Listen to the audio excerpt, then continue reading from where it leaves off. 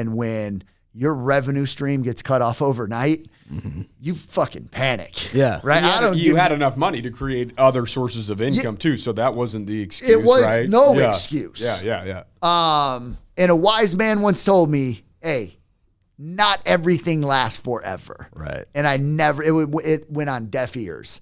So coming into this space, I'm like, that will never happen to me and my family ever again. Yeah. If one gets knocked off, I got two more that's going to keep us rolling. Yeah. Real business owner, real business. Whatever your situation is currently is not your forever situation. That's really what real business owners is, man. Like, we don't care where you come from, where are you going? Our goal and our job is to reduce the mistakes that you have to make or the money that you have to lose. We created a text hotline just to add value to you guys as listeners. It's 435-515-3577. If you guys have questions, anything to do with your taxes, shoot us a text. You want to be an entrepreneur, you want to be successful, don't give up. You learn, adjust, and continue to move forward. What's up, real business owners? Welcome back to another episode of the Real Business Owners Podcast. As always, you got me and Trev. Yes. And today we got a special guest. This is our friend, came all the way out from North Carolina. And I'm going to say, before I introduce you, like, I was just scrolling TikTok and his story was like so awesome to me. I was like, dude, I want to meet this guy. So I shot him a message. He's like, yeah, dude, I'd love to come get on your podcast. And it's taken a few months, but we've stayed in contact, and it's just, dude, like what he's doing too, as I followed your content, like, dude, you really are changing the game. Like I put in the story this morning, I was like, dude, you're changing the game, bro. Like the big dogs are reaching out to him, like, teach us how to sell this in wholesaling. Like, you know, like something's wrong, right? But he's come into the game with his sales background and has a process that works for almost any industry. Yeah. And so he's really, what do they call that? Like An outlier, someone that's kind of like, what is it when you're shaking up an industry, though? Disruptor. A disruptor. He's a disruptor. That's why we brought him on. He's going to find all the words that we can't fucking find. The other thing I really like. He's in sales. His vocabulary is deep. Disruptor. I like that he's, dude, he's from the phone background like us, dude. Like, he came up and the phone sales is like a powerful thing, but not everyone can do it, man. There's door knockers that can't do it, and there's phone guys that can't do door knocking. There's face to face, all these different sales types. Smile and dial, and he's one of us, dude. Yeah. But anyway, welcome Eric Cline. To the show. I'm excited to have you, dude. Yeah, likewise. This is like I've been looking forward to this one. Well, Kel showed me the whatever, I think it was like the first TikTok you posted, and I thought it was badass. Appreciate it. Really just raw, vulnerable. You know, like. I think a lot of people that have a speckled past, love it, that own that, have no shame in their game of where they've been, where they're headed, what they're doing. So to see somebody kind of talk about that, be vulnerable, because there's so many people that might have a Rolls Royce, and other people pull up next to them and they look at them like, oh, they're so lucky. But all you were doing is looking around at everybody else, hoping that they were looking at you in your Rolls Royce just so that you can get some validation and significance, which is the wrong place to be getting it, right? Like you should just be doing amazing things that make you feel good, make you feel whole, that make you feel significant. And that's really, you know, what it comes down to. And you went through a point, which I think we all do. We all go through it, especially young sales and guys. hustlers. Money's going to fix it all. And then we get it all and we're like looking around and we almost feel less than empty, like emptier when we get it than on the chase to it, because at least when we were chasing it, there was hope for something better. And then when you actually have it, you're just like, now what? There's no hope for anything better because you finally got everything that was going to give you hope to make it better. Right. And so just watching that, it resonated with me and 400 and something thousand other people. So, I know. So I guess, you know, you were speaking to me. I guess you spoke to 500,000 people on that one, you know. So I appreciate people like you that are just going out there, you know, talking truth, because that's really the truth of success is far more than money. You have to be a complete human being to even make it worth it, or else success will actually be your demise. It'll be the thing that eats you inside from the inside when nobody else knows that it's happening, right? And so you're a badass, bro. Appreciate you, man. We're happy to have you on and, you know, hear your story and share your story with other individuals that might be wanting to be a badass too. Cool. Yeah. You know? Well, I So, appreciate yeah. both of you having me. Yeah, of course, man. St. George is the shit. Yeah. Yeah, it really is. It's funny. A lot of people come in here, like come in as a guest or whatever, like, man, this area, I love it. You know? And I think for the last, I don't even know, 10 plus years, we've been one of the top fastest growing cities in the nation per capita.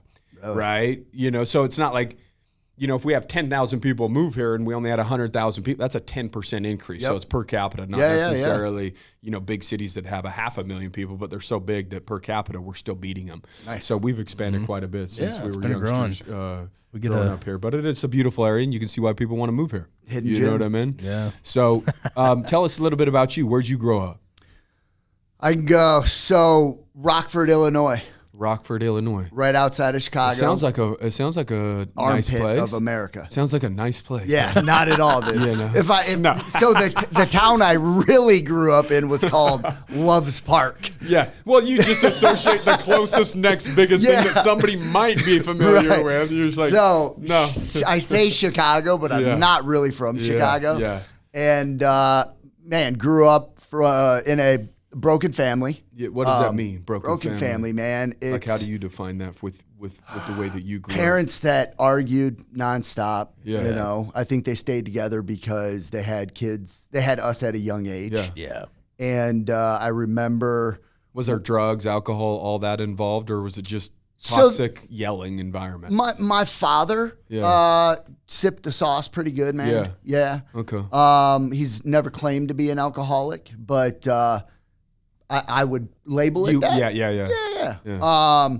My mom, you know, when they split up, my mom did everything she could to provide for three boys. Yeah. Wild boys, I would wild. guess, if you were one of them. I was I was the middle. Yeah. And I was more than she could handle. Yeah. And I can't see that. yeah, it was rough, man. It was rough on her. Yeah. It was rough on the family what Yeah, I did. yeah. It really was. My brother, you know, my older brother was the jock, gravitated towards my father. My younger brother was a mama's boy. I was in the middle, and I never, ever felt a part of my own family. Yeah. And it wasn't because they didn't love me. Like, it was all internal shit. Yeah. And for years, I didn't feel a part of. And at 13 years old, the first time I ever put alcohol or any mood or mind-altering substance in my body, I literally blacked out, puking, pissing on myself, but I loved the feeling. Meaning it numbed everything that I had felt. Yeah. And for 13 years old, you know, at a young age, I went from 13 to 28, and for all those years, numbed myself to the point where I couldn't feel shit. Kicked out of high school, kicked out of the military. You know, I remember the day my mother pulled up to a parking lot and there was all four branches of the military. She said, "We're not leaving the parking lot you pick one. until you're in one of these." And just didn't know which one to do. Scored as low as you could possibly score on an ASVAB test to get in. Yeah. I need to pull up my record, and you can pull up yours. We can put them head to head, dude. So do you have a clue what you scored? Can you even guess what you might have scored? I don't remember mine either. Because I went in. I went think in too. I think I I was scored still a on 42. Yeah. I thought I was like 26 or 28 or some shit like that. I don't know if you can go that low. I don't either. Dude, I don't know. But Yeah. literally, when they put me at a computer to start taking the test, I didn't give a fuck. Didn't either, because dude. I was still just blown out, like Yep. you know, using pills and Yeah. whatever, and like it was kind of like a half-hearted attempt of getting better. Yeah. But like not really wanting to put in the work, but wanting to get better. Of course. And so they put you in front of a computer, and I was just like, there's some math shit. Like I can do push-ups. Like I can't do math, you know? And so I would just kind of go, I wasn't taking it seriously. Yeah. But then that's because they said, do you have any court fines or back taxes? And I looked at them and I said, yeah. And they said, well, what is, I said, both. You know, I got back taxes and I have court fines. I'm a troublemaker. It just is what it is. And they said, go sit over there, take the test, whatever. Yeah. And so I didn't really take it seriously because they already pretty much told me that I wasn't going to get in. So, Yeah. you know, I'm trying to compete. We're trying to be who's the dumbest? Like I've never had anybody to compete against. I wish I knew my score too. I had to yeah. retake it because they were like, you qualify for these jobs down at the bottom within the military. And I was like, well, I kind of want at least that job because if I go in the military, I want to end up being a pilot. That was my ambition going in. I already had a kid though, bro. I was on the same track as you, same family, like sounds like anyway. You know what I mean? Like literally same thing. I was drinking at 13, starting to smoke weed. I was the only weed dealer in middle school. But dude, like I had a kid at 18 before I got out of high school, and that kind of like that's why I was going in the military. I was like, oh, I got to take You this ended ASVAB. up going or no? I ended up going. I took the signed up. ASVAB. I went all the way through, got sworn in and everything, but I never went to boot camp. Really? He I got into sales, man. And he started making I was like, money. I'm not going to give up Okay. this money for that money, you know? Yeah. So I So didn't how end old up were going. you when your mom pulled up and said, pick one? 19. Okay. 19, ended up going to the Navy. Okay. Gave me a $5,000 sign-on bonus and dropped me in Hawaii with a massive problem, right? Yeah. That was not the right solution for me. Yeah. Well, a lot of times people think that let's just run away. Yeah. And some parents think, let's ship them away. Let's ship them see away. If let's get them out of their circumstance or their environment, which is, I could see their thought process in it, course. but they're still shit Yeah. in the being that needs to be corrected, right? So I show up there, and now mind you, this is somebody with a low self-esteem, insecure about who I was. Right. Like a lot of internal stuff that I had never dealt with. Yeah. So you put me in an environment where I know nobody, I have a drinking problem, I never had money. Yeah. And $5,000 at 19 years old for somebody insecure with a problem around a bunch of strangers. Yeah. So like I was trying to buy my way into friendships. Hey, come with me to the bar. Yeah, you let's know, have some drinks or party So out. Right. it was a train wreck fast for me in the military. I was in for 2.5 years, got put on a 90-day restriction 4 times. Do the math. I was stuck on a boat half the time I was in the military. And the last time I got 2 DUIs in the military.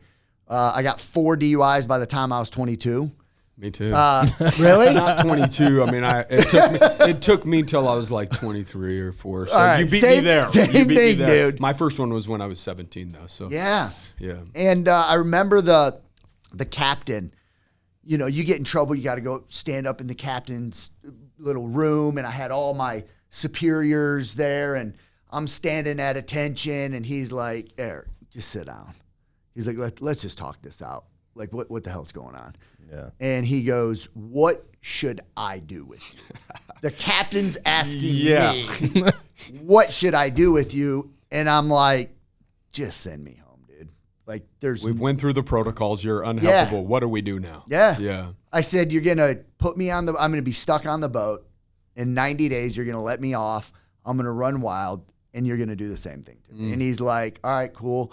I'll give you an other than honorable to exit the military. And that's what I left with, other than honorable. And so that was 19, 20, 21, 22. For the next 6 years, my life spiraled just completely out of control. Wow. The drug that I said I would never do, crack cocaine, I ended up trying it at like 22, 23 years old, and I did not stop until I was 28. Multiple treatment centers, Were other people sending you to treatment, or were you wanting to try to get better yourself, or was everybody trying to get you better so you would just say all the right things and say, yeah, I want to go? Like half-heartedly you wanted to quit. Like, yes, you don't like this lifestyle, but you don't hate it enough to actually leave it. You were just going to rehabs to appease. Please other people. Yes, exactly. Keep a job. Yeah. Keep a room. Same thing. Stay at Yeah, my mom's house. I was doing it for you and him. all the wrong reasons. Yeah. Not for yourself. Yeah. No. And then the last using for me was I was black. So I was a union carpenter in Chicago, and I was blackballed from every single company. I was not allowed on a union job site, and I needed money, so I ended up forging some papers so I could get the little bit of money I had in my annuity or 401k or whatever I had through the union. Yeah. And it was $3,500.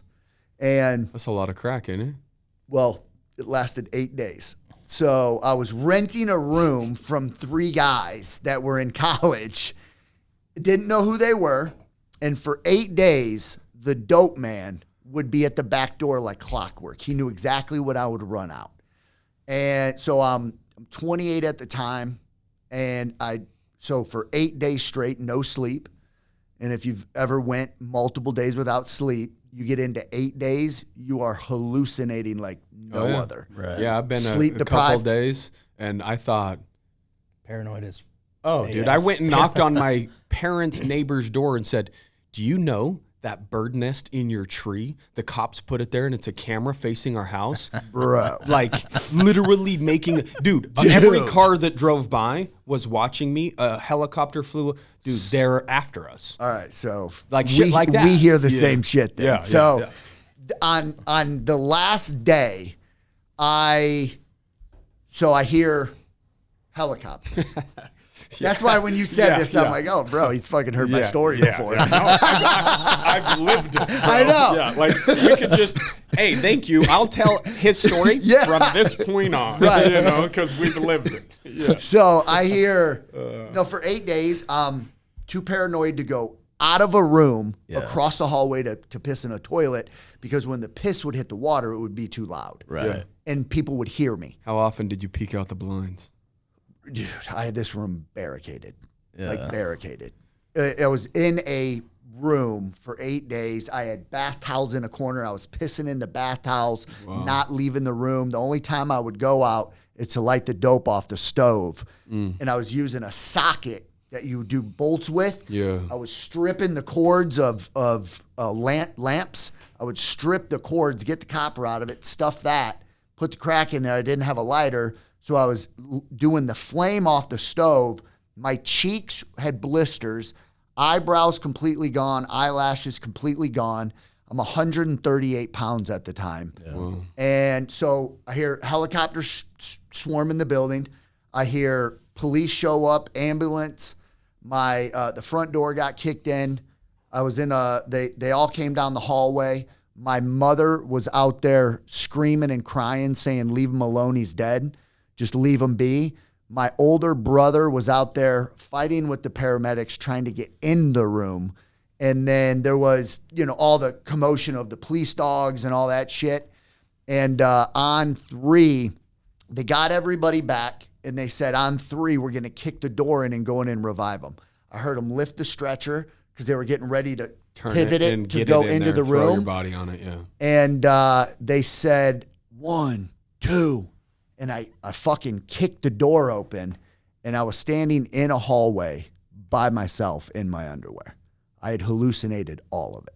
Wow. And since that day, August 9th of 2009, I quit fucking. For me, it was, dude, you either are going to die or you're going to do this for one reason and one reason only, and that's to live. Yeah. For no one else. Wow.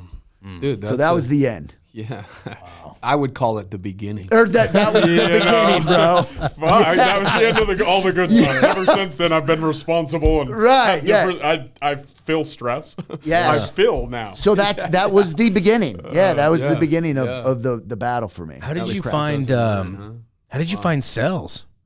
So like, because I remember talking last night at dinner, like, you met Shyla in recovery and all that stuff. Like, did you, and then you guys started, that company, but the first company, which I'd love to hear more about, but how did you find sales? Because obviously you went into that company like with some sales ability. I had $8 to my name when I left Chicago that day. Yeah. There was a guy I used to do dope with, and he had some clean time. He got like 3 years clean, and I actually called him up not knowing he was clean, thinking maybe... Check, I got $8, bro. Yeah, just to kind of see where he was at. I mean, and he was like, dude, I got 3 years clean. He ended up putting me on a plane, getting me some clothes, and putting me in Fort Lauderdale, Florida to check myself into a treatment center. And when I got out of treatment, my first job was bussing tables for 2 weeks. They ended up, in 2 weeks, I got a check for $147 for bussing tables. Yeah. And I was like, dude, where the fuck is my life going right now? Like, I had, at the time, probably 90 days clean, maybe around 100 and some days clean, actually. And Shyla, my wife, girlfriend at the time, comes and picks me up from this restaurant. I couldn't even be a waiter, dude. Like, I was terrible. I was a fucking busboy. Yeah. Cleaning up after the waiters. Like that at 28 is all I thought I was worth. I should have been a busboy because like the tips I would get, I would show up so fucking hungover. Like, I'd throw up in the back and I'd be coming out like with tears still in my eyes. Like, how's everything? Yeah. You know, like people would literally write like on the tip portion. Yeah. Be a better server. Right. That was the tip to me. Yeah. Like, in other words, you're not getting any money. Get better. Yeah. You know, so that lasted like 2 months. So I did that. And when they handed me the check for the first time, like with me being clean, I was like, I had the fuck it's again. I'm like, fuck this. This is ridiculous. I'm going back to Chicago. And Shyla comes and picks me up because, again, I'm 28, no license, no nothing. Yeah. And I remember getting in her car and I fucking throw her the check. I'm like, fuck this shit. You know, I'm going back to Chicago. And she's like, I think you need to go to a meeting and share about this. So I went to an NA meeting, right? And opened my mouth, got vulnerable. A couple guys gave me some money to pay my halfway house rent, which kept me in Florida, which is getting to the point, how'd I get into sales? Yeah. That night, she goes to drop me off at my halfway house. There was a white piece of paper hanging on the door that said telemarketers wanted $15 an hour. Yeah. And that piece of paper has forever changed my life. It was a guy from Brooklyn, New York that owned a company. They would test pilot multiple campaigns, get them off the ground, and then start business models off of them. Right. And I was so sick of going to these interviews and they would see all my tattoos. I got tattoos on the neck and they're like, dude, you can't work here. You got too many tattoos. Yeah. So I called the piece of paper and I was talking to human resources and I'm like, listen, before I come in there, I live in a halfway house. I got like fucking 100 days clean from drugs. I don't have a license.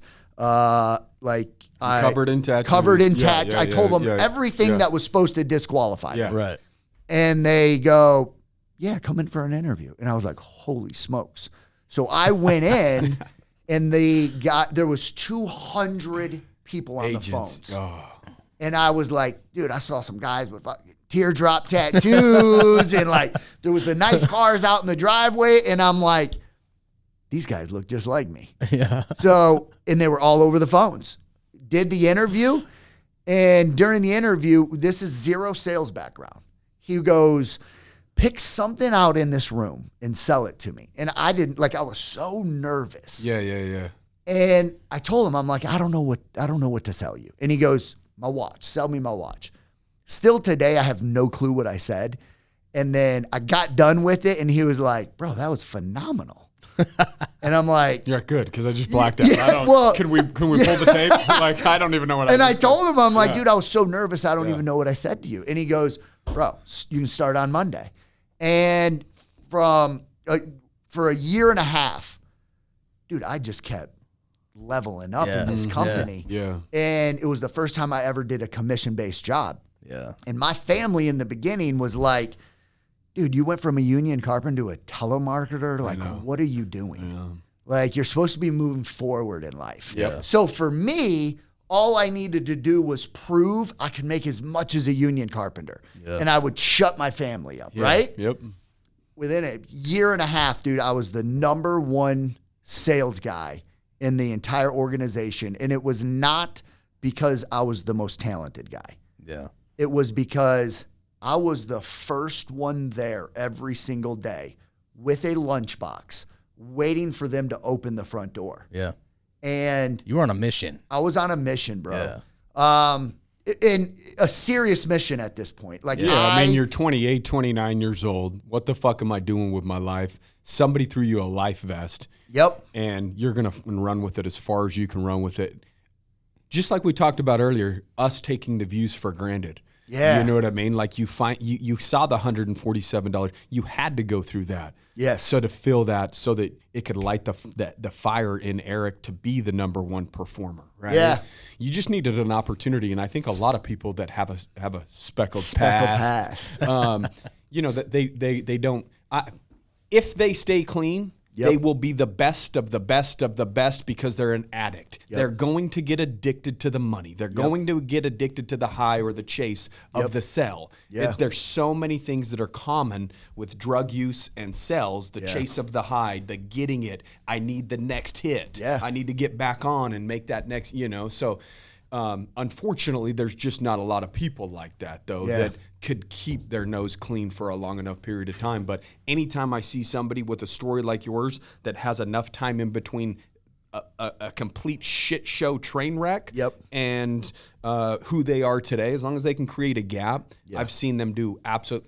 Kaysen, for instance, me, you like I've seen a lot of amazing addicts because they're an addict regardless. It just depends on whether they turn, their addict self onto something negative or positive because you're not going to play halfway. No. That's just not your personality, right? Like if you're going to drink, you're going to get fucking smashed. Like you don't have a sipper. I'm ruining all relationships. I'm getting kicked out. I'm not welcome back. Every time I do something, bro, like we were talking about it like not more than a week ago or whatever, because I used to chew.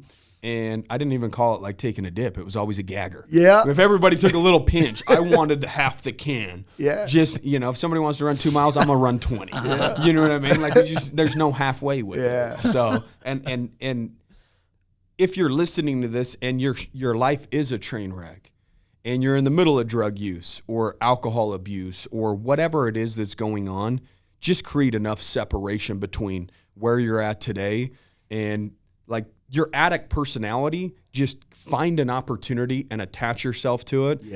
Your personality will do the rest, right? And that's really what it comes down to. But you did separate, it sounds like, from the environment that you were in. You put yourself in a new environment, gave yourself opportunities for something new and different to happen. You got away from away from Chicago, and all of a sudden you started to flourish, right? It was just the opportunity, right? You could have been the best busboy ever, too. You never know. Is that where you're... you could have. No. I don't know, dude. I couldn't keep those fucking wine glasses on the thing. Every time I spun a corner, they were... So, addicts don't like what they're not good at. Is that where the opportunity for that business ownership came from? Was that call center or... So the experience did, right? After a year and a half, I hate to say it, well, it is what it is. I felt I cared more about the company than the owner did.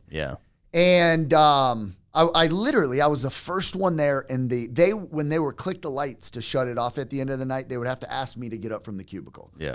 And I ended up talking to Shyla, my wife, and I'm like, honey, I think we can do this. Like, she at the time was running in the back office, learning the administrative shit and all that. And I'm out there crushing the sales floor. And I told her, I'm like, let's go and do our own thing. And it wasn't even any of the models they had underneath their umbrella. I was at a meeting or a function or something, and some guy was like, hey, I heard of this business model where you can get people out of timeshares. I didn't even know what a timeshare was. And he goes, it's pretty simple. It's all phone sales. And my wife and I bought literally a stack of leads. And it was about that thick paper. Name, number, resort. And I worked that list for like a year and a half. All a good sales guy needs is a piece of paper with a name and a phone number. That's how it started. That's how it was back in the day. Then you got your pen and pen, you take your little notes and, flip your sheets and go through them again and again and again and again. Till they were all crossed off. Worked that list for a year and a half. And we started a business and didn't even know how to do the fulfillment. So I got people on the phone. My wife was the fronter. We had 2 cordless phones. We were working in a 4th bedroom in a basement of a home we were renting out. And she would use the first cordless phone, get the people on the phone, hand me the wireless cordless. I'd go upstairs. She'd grab the second cordless start dialing again. And we were saying, hey, there was a pitch that you want out of a timeshare. She was just basically setting you up. So people the ones I would sign up, I want out of a timeshare. Cool. We'd have them sign this contract.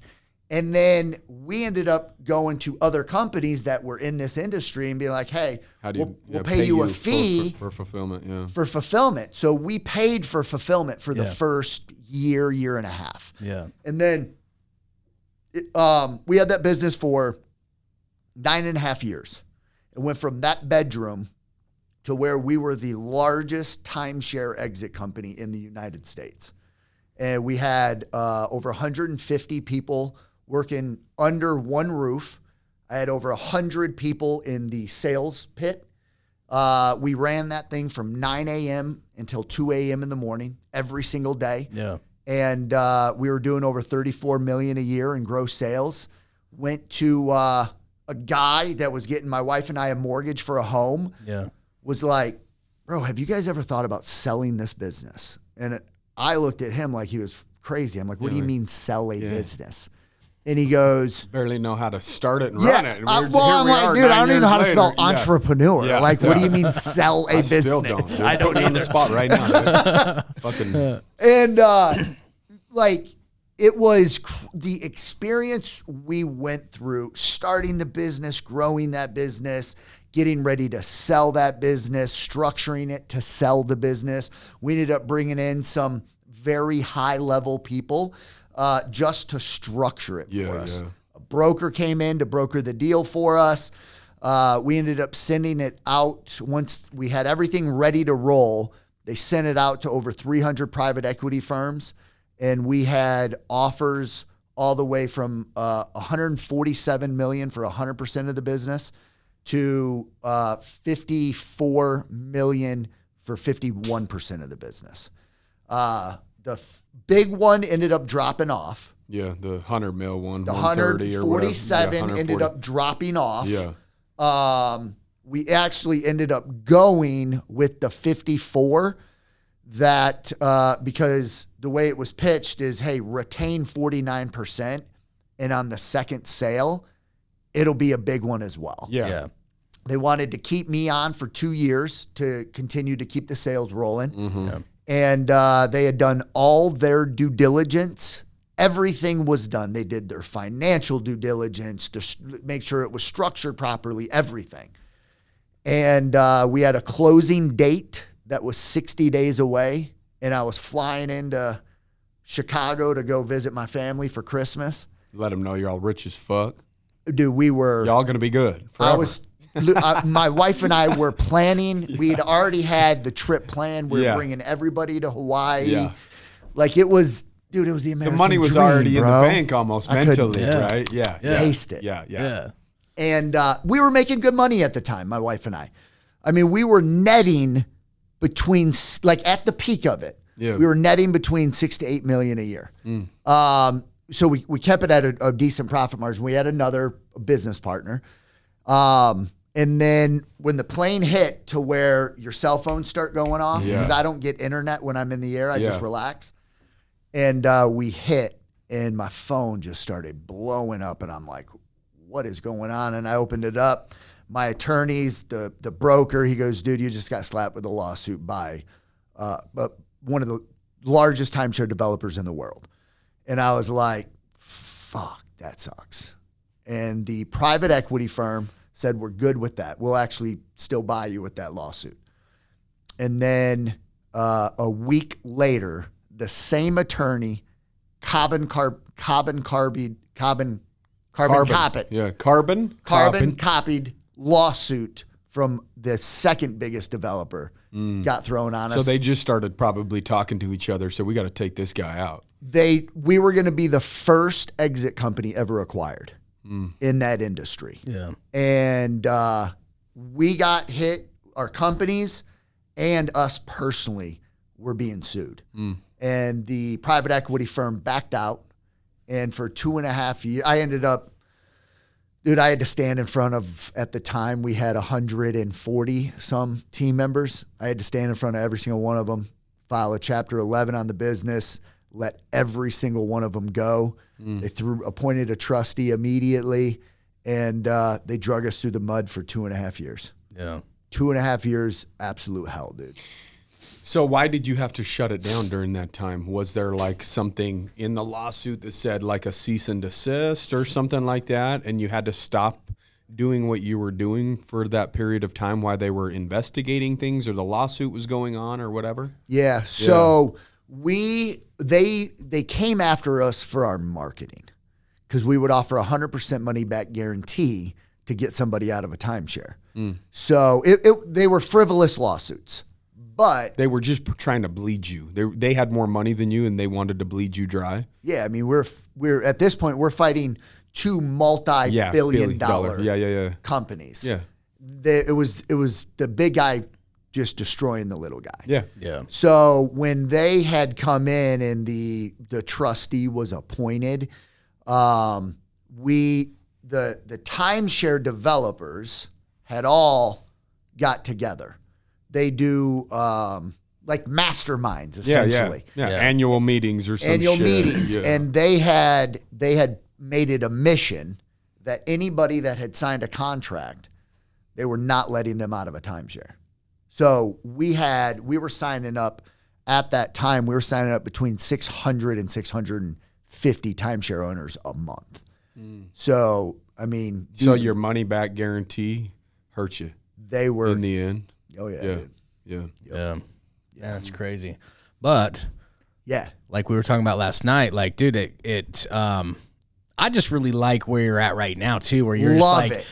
listen, like I know how to sell. Yeah. I'm jumping in this new game I know nothing about, but I know Yep. my sales process works. And what you said to me at dinner last night, I was like, dude, that's what people need to hear, man, is this whole industry is just like disqualifying people. And they're just like, we have a problem, we have a problem. And it's like, we guys don't, a lead problem. They're all blaming it on the leads, which is what everybody does in every business, every industry, because sales is the lifeblood of every company. Yeah. But there's always a complaint from like these weak ass salesmen of like, it's the leads, it's the leads, it's the leads. And it's like, no, it's a closing problem. You have a conversion problem. Yeah. Get better, get better, get better. Yeah. Like, Not dude, leads. Eric You has get jumped better. into this industry he knows nothing about, and he's crushing all these companies that have been around for years. Yeah. In the sales part of it, right? Yeah. So tell us a little bit about that. Yeah.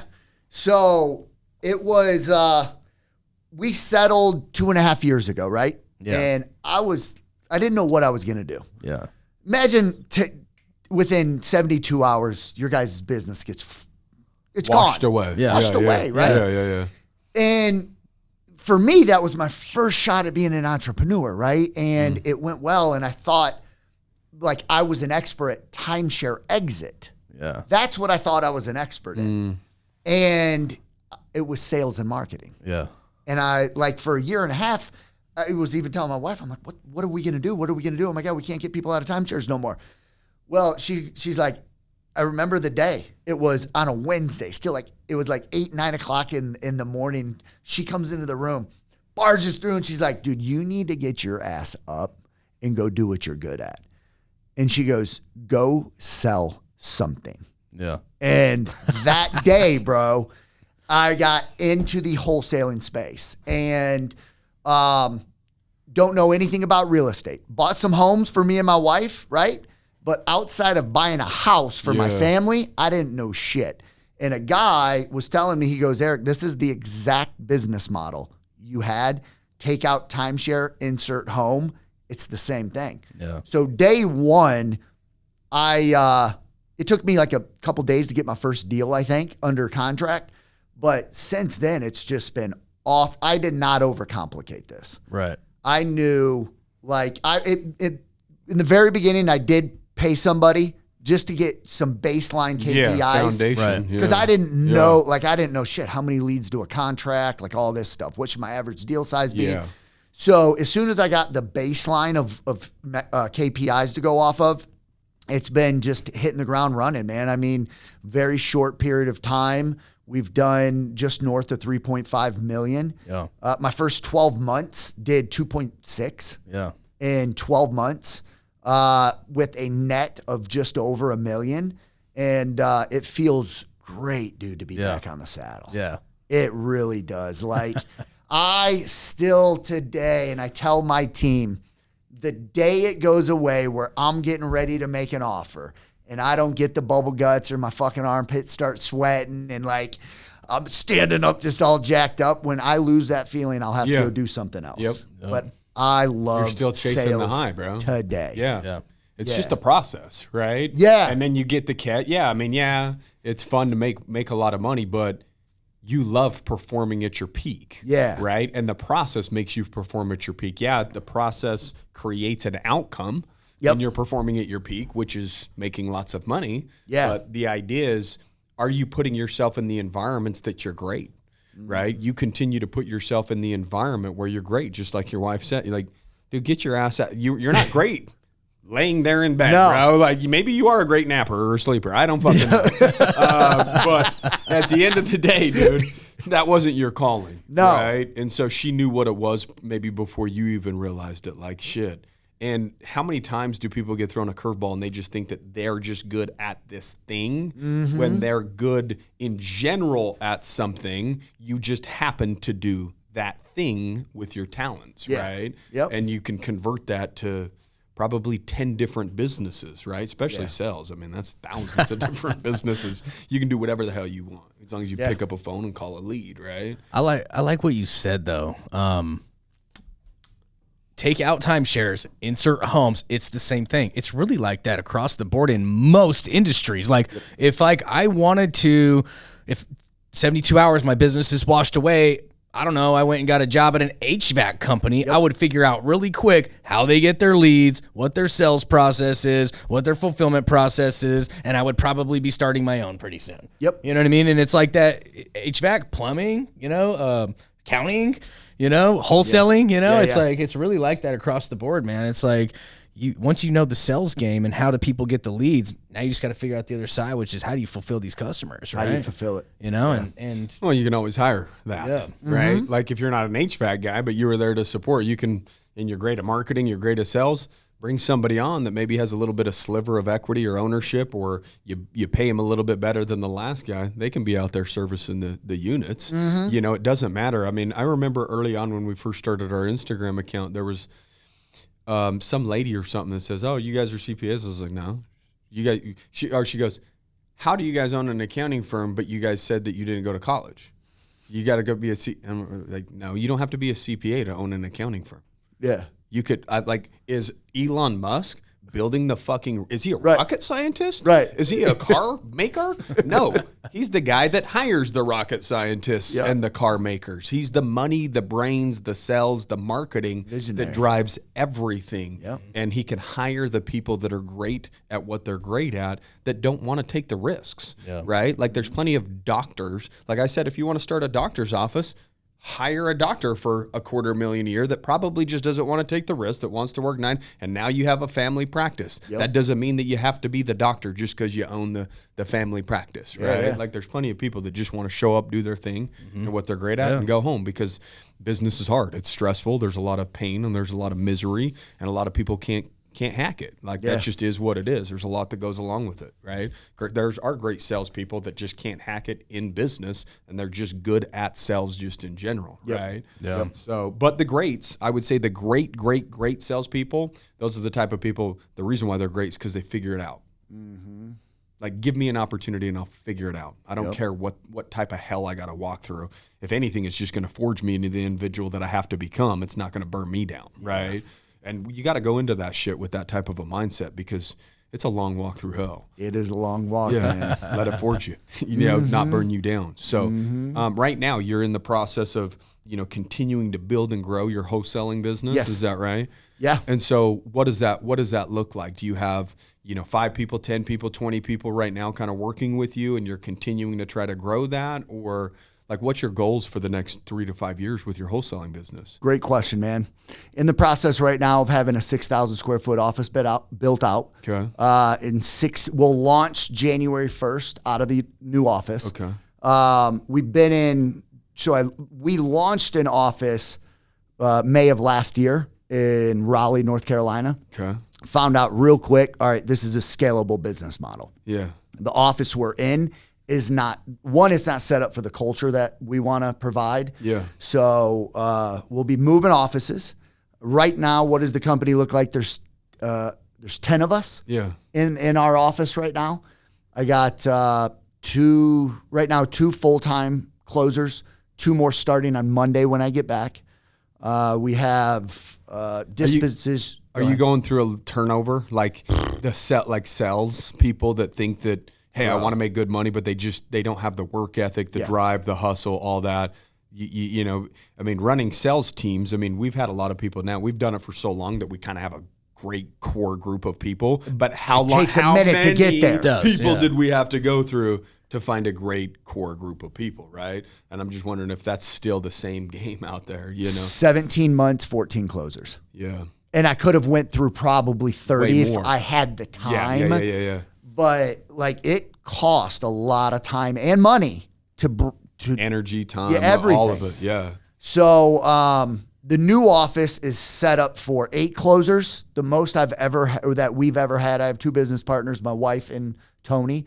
The most we've ever had on the phones at one time right now has been 3. Okay. And we were able to like break between 450, or I'd say 350 to 450 consistently, 350 to 450,000 a month consistently. Yeah. With just 3. Yeah. So when we move into the new office, obviously expand the teams, right? Of course.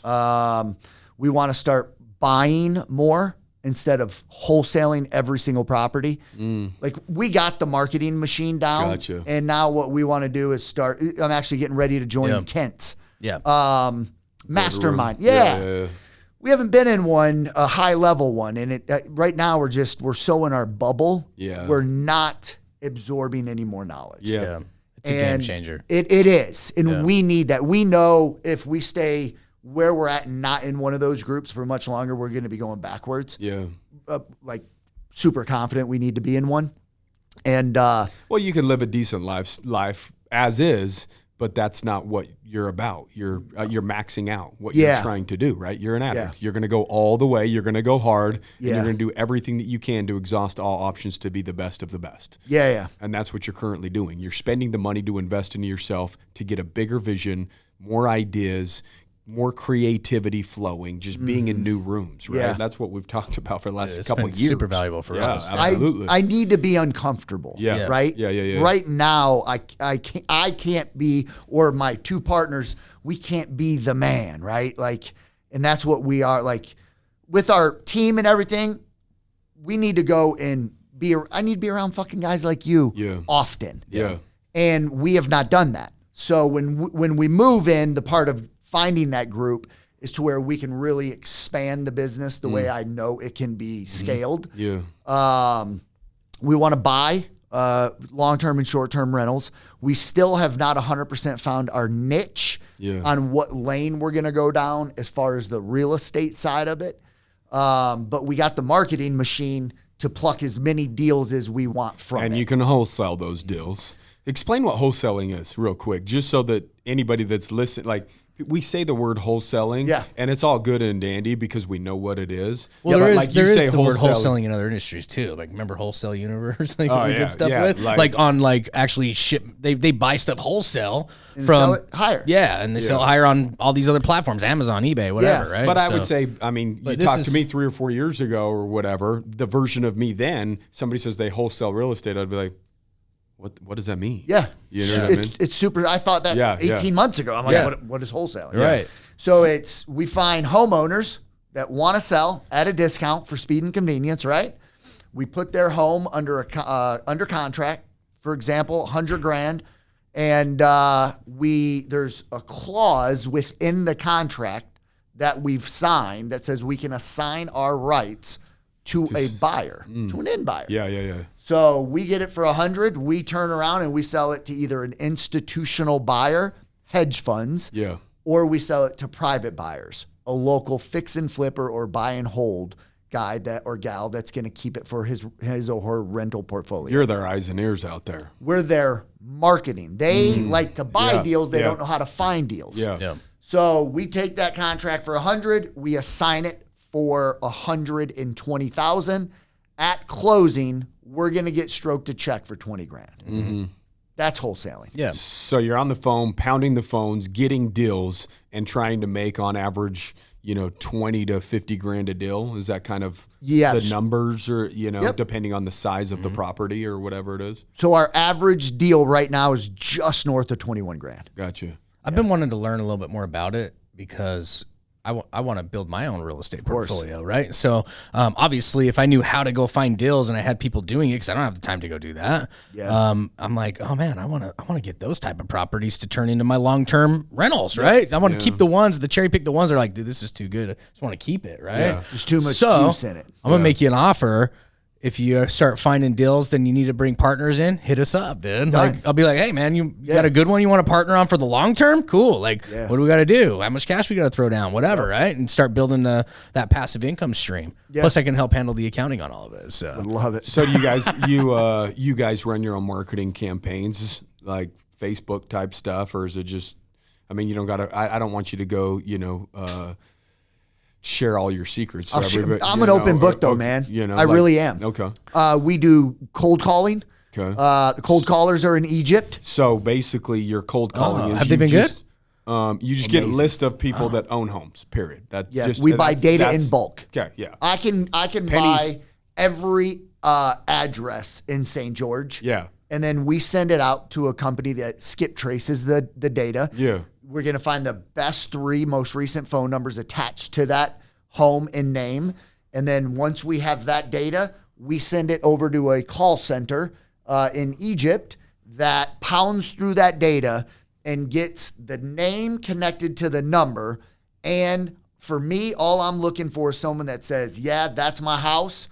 I'm willing to sell it. Here's my time frame, 90 days or less. Yeah. Any more than that, I don't need any more than that from a cold call company. Yeah. I'd rather take quantity over quality when it's coming from a cold call company. Yeah, because you got the closing ability. I want you're my teaching people that. Yeah. If they got through that call in Egypt, There's they've got to be. There's a level of motivation. Exactly. Yeah. That they want to sell their house. Yeah. And those phone calls are 3 to 5 minutes long. Yeah. I've never stayed on the phone with somebody that called me out of the blue for 3 to 5 minutes about my house, selling it, and gave them information. Yeah, it's 3 beds, 2 baths, 1975. I'll sell within 90 days, and here's the reason why. I've never answered those questions over the phone. Yeah. I would hang up. Right. So if someone's willing to go through that, I want to talk to them. Absolutely. Right? You know what's crazy is we've tried Colombia, we've tried Philippines, we've tried India. And it's like for the cold calling stuff. Like we have tried these countries centers and they are great at certain things. But as far as sales, like we were trying to do just appointment setting from raw data, and like they weren't great, dude. They just couldn't get us the actual Same hot lead, right? Yeah. And That's our bread and butter. That's cool that Egypt is another spot. I never knew that, actually. Never heard about Egypt. Most of them, I think it's mandatory. They have to be go to college. So majority of them are college educated. Oh, wow. Yeah. And we can. And they speak well. Dude, there is a language barrier. Yeah. But we've been doing in almost 2 years, we've got to hand pick the ones where they could be sitting in this room right now with us talking and you would have no clue they're from Egypt. Yeah. Their English is that good. Yeah. So we do cold calling and then we do PPC. Yeah. And right now we buy in North Carolina, Tennessee, Georgia, Florida, and So they're looking at red states too, just like the majority of people in real estate, they're looking for red states that are better for, renters or economically or anything like that? Or do you not purposely target red, blue, whatever? dude, I don't put that much thought into it. You're like, yo, you got a pulse in a house? I want to talk to you. As soon, because like I have a sales training, enough people have come through there and where are you doing deals? Where are you doing deals? I get everybody's deal count. Yeah. How many deals you do in a month? What's your average spread? Heard that state and town way too many times. Buy data. Yeah. We're going into that town. Yeah, and that's the thing. That's how we do it. Overthink it, A lot of Don't people probably overcomplicate do. it. Yeah, a lot of people probably overcomplicate it, man, because they're sucked into the whole political stuff. They're like, well, I just want to invest in those states, right? Because these blue states are in disarray, which is true. Some of them real are, estate right? people. They're like, I just try to focus on like red states. They seem, if you're getting monthly if you're doing it for the monthly checks, right? Just rent long term, whatever. They just prefer the red states, and so I've heard that too. That was a thing of yours as well, and never once thought about it like that.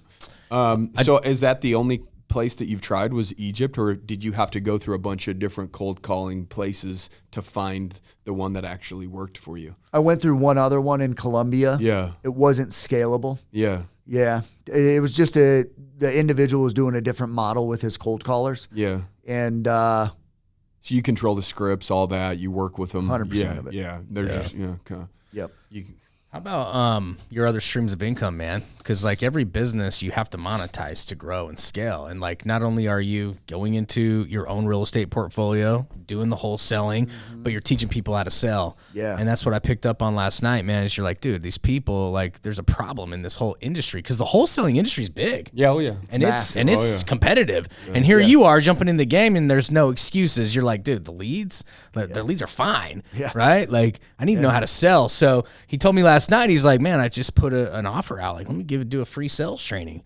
Tell us a little bit about that and how that's evolving for you. Yeah. So I think you had asked, someone asked me at dinner last night, what do you learn from the last experience with my first business? Yeah. And it was, I had all my eggs in one basket. Yeah. And when your revenue stream gets cut off overnight, you fucking panic. Yeah. Right. You had enough money to create other sources of income too. So that wasn't the excuse. It was right? no excuse. Yeah. And a wise man once told me, hey, not everything lasts forever. Right. And it went on deaf ears. So coming into this space, I'm like, that will never happen to me and my family ever again. Yeah. If one gets knocked off, I got two more that's going to keep us rolling. Yeah. So that was one of my biggest takeaways from that whole experience. And when I came into the wholesaling space, I started green to wholesaling, right? Yeah. Not the entrepreneurial life in building businesses, but I started popping on lives, going to events. And with my sales or my background being primarily sales, I start listening to the people that were giving advice on it. And I'm like, man, their message is not what I believe it should be. Right. And running a team at scale, the message was pretty much spin to win. Yeah. The low-hanging fruit. You want to get on the phone with somebody and disqualify that lead as fast as you can. And I'm like, that is the first time I've ever heard somebody say, try to disqualify a lead. Yeah. Like just piss the marketing dollars. All sales is, here's the qualifying questions. Yeah. I've never heard of disqualifying It was questions. disqualify. Yeah. So I was like, I saw a hole in this industry, and I didn't have any intentions on going into this whole, hey, I'm going to be a sales coach. I came into this space to just build a business and get a rental portfolio, passive income, all that jazz.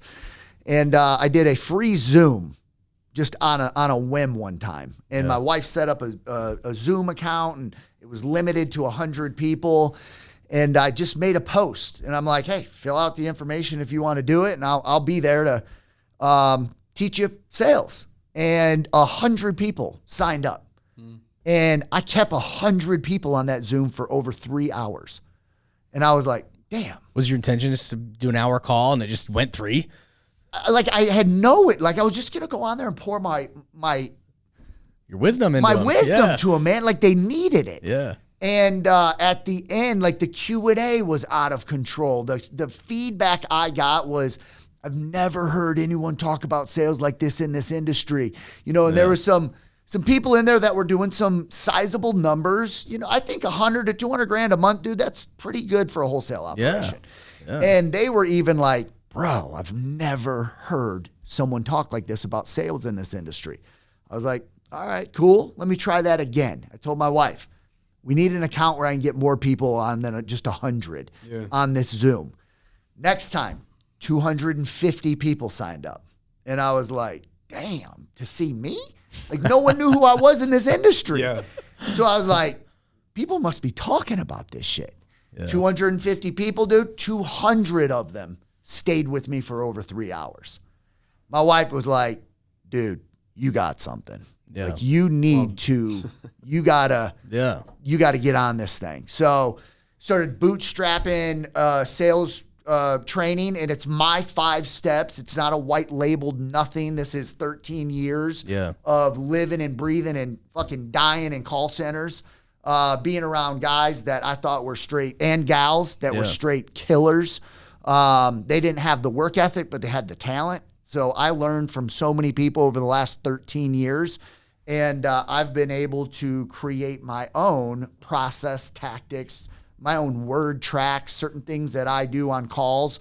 100% of my business has been over the telephone. Yeah. Like every dollar I've earned has been with a headset on my head. Yeah. I've never done face-to-face sales in my life. Yeah. And as long as I can do it, I won't go and see people. Well, I know you can sit in the comfort of your office and make tons of money and have fun conversations. Like, dude, there's a lot of fun to be had on the phone. Yeah. You know, just vibing with people. You know, it's a sport to me, dude. Yeah. Well, like I remembered way back in the day, my phone name was Terry Shaw. Was it? Yeah. Love it. I never did have an alias. And I took Brad off, and I'm like, Terry. They're like, I think I've heard of you. I'm like, yeah, you maybe have. Because I just wanted it to sound cool and powerful. Yeah. You know, when you're on the phone and you're 25 and they ask how old you are, you're like, 29. Yeah. Like you think it makes like it's 4 years. Yeah. Like it makes a big deal. Like you just like, I know it's all mental, right? But I've had some of the best years when I was just on the phone, just gabbing away with people, getting to know people, you know, talking that talk. It is fun. Yeah, it was fun. It is fun. I've made millions and millions of dollars because of the phone. Like when I do have a guy, like, because I've had some guys in here that have gotten entitled, like they move up, sales manager, their goal's to be off the phone. I just want to be off the phone one day.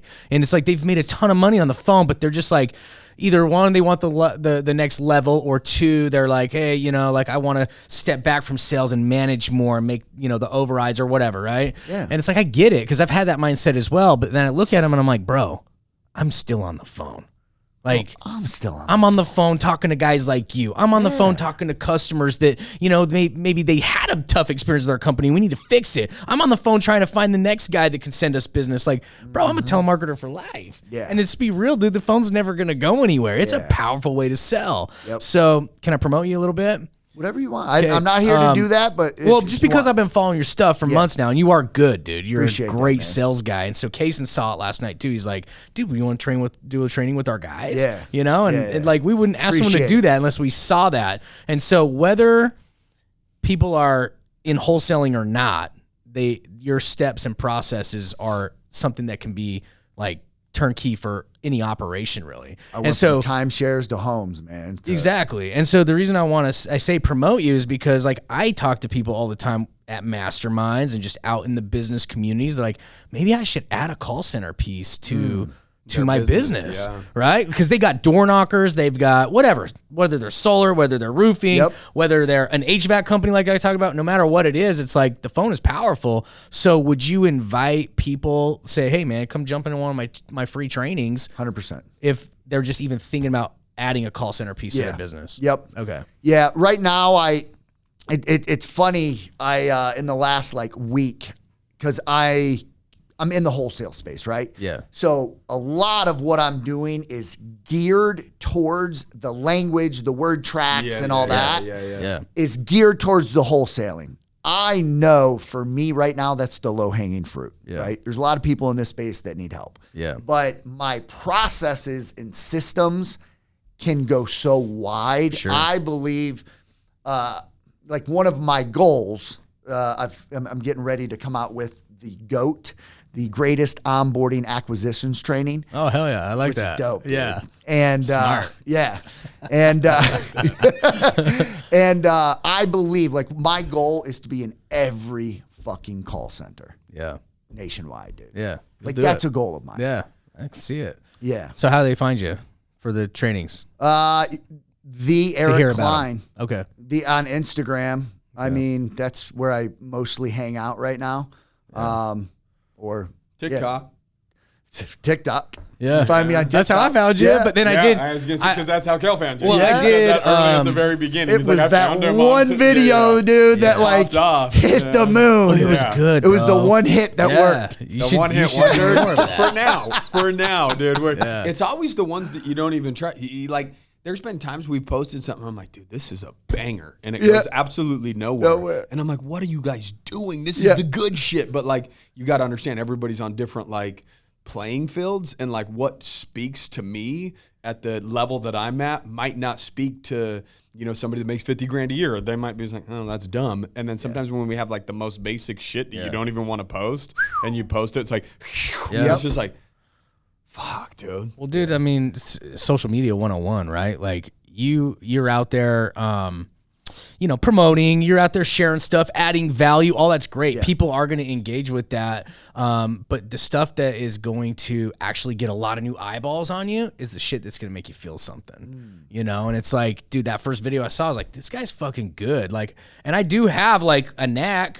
That's kind of one of my things is when I see somebody, like I went from your TikTok, I went to your Instagram, and that's where I messaged you. Like, bro, you should jump on our podcast, man, because your story is awesome. People need to hear it. Appreciate that. And that's the stuff that gets people like me and everybody else that wants to jump in your inbox, man. Yeah. You know what I mean? You probably got a lot of other people messaging you. Yeah. And I'm like, dude, I want to get this guy on my show. Like, he's going places, right? But he'll forget about us your in story. 3 years. Yeah. Okay.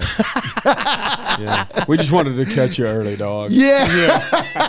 But dude, everyone's got to splash that stuff in there. You got to think about when you're putting content out, like, you know, like what are people going to feel? Like your story at the stoplight, your business sale falling through, like, dude, that's going to grab people's attention and be like, dude, I want to watch more of this guy's stuff. Then they're going to love your sales training. Then they're going to love your feel good stuff that you put out, or your family stuff and all that great stuff. You know, that's how powerful social media is. But like, even I was telling him last night, I'm like, dude, we need to do more of that too. Like that like really good, raw, relevant story stuff, man. Yeah. You know, because it's important. I should go back to my crackhead days and dirty bathrooms in Vegas and doing deals with the Mexican mafia. They actually, the times that I had like a gun to my head and a knife to my throat, all that stuff, was not them. They always did great business because they wanted you to come back.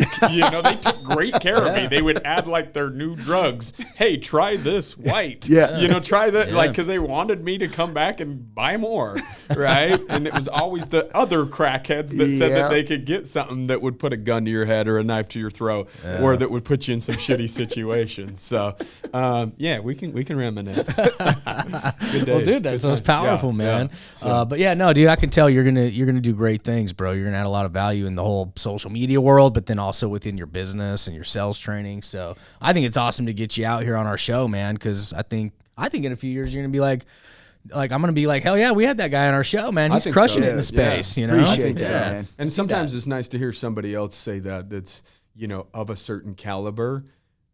Because even when we sometimes think we're great, we still have doubts. We're all human beings. We're all human, dude. It don't matter. Like, a lot of people put people on pedestals and be like, dude, that person's like so sure of themselves. They're confident. They're this, they're that. Yeah. They know something I don't. But whatever, dude, like, we have a past, and sometimes that, you know, dude, even a fat person that ends up getting skinny still has to deal with that same fat person demon on a day-to-day basis. Like, we've got demons, you know, or else we wouldn't have done what we've done, right? Yeah. And so it's like, people just need to sometimes hear it from like a third party, like, bro, like, we think that you're going to do amazing, massive, big, impactful things, right? And so to hear that from somebody else that's at a different level or a higher caliber than just an average person, you can hear that from a lot of average people, but they're just like, well, I'm not going to hold your opinion, you know, to the highest regard, right? But when you hear it from somebody that you feel like you're on that same frequency with, it means a little bit more. You know what I mean? And so, you better not, you know, make us liars. So go off and do amazing, awesome, cool, impactful things over the next 2 years. Well, you know, I like when you say we're all human, dude. Yeah. I'll keep it on me. I won't talk for the two of you or anyone else. I'm my worst enemy. Yeah, of course. You know what I mean? And that's why you have to put in the work every single day to fight the old version of you to keep them at bay. 100%. Like, you have to do the work just to make sure that you don't slide backwards, right? Like, the reason why I do some of the things that I do is because it's like, if I don't, it's just free time, dude. Like, free time. Don't put me in a spot where I got free time. Dangerous. I better be moving, grooving, doing something. Like running, lifting, reading, at the office with my family. Like I can't do the free time because that's when your boy goes ape shit. You know what I mean? Me up here by myself for too long. Yeah.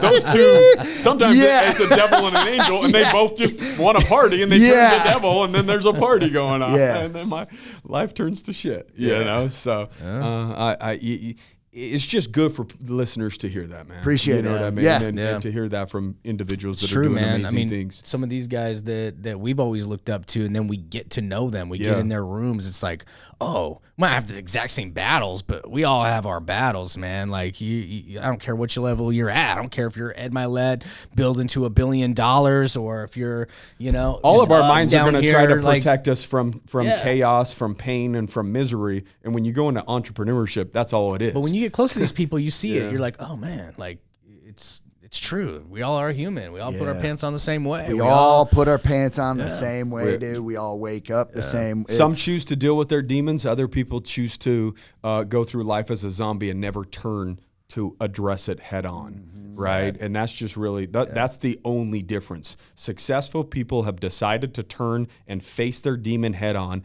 and tackle it and win that battle. The other individuals choose to turn a blind eye to it, act like it doesn't exist, act like it's not there, try to fit into the groove of society, and they never face their demons. Therefore, they never find what their true potential is. It just takes courage, man. They don't know how to tap into that courage to just actually make that shift. Yeah. Well, bro, dude, thank you for coming out. And thank you for the podcast and sharing, your story, your highs, your lows, your sidewayses, your, back on the come up, all that stuff, So it's a super inspiring story. And like we said, you're going to do amazing things, and we'll try to hold on to your coattails for as long as we can while you're doing all those cool things. So, guys, if you enjoyed today's episode, make sure you reach out to him. His Instagram handle, social media stuff will be in the cliff notes.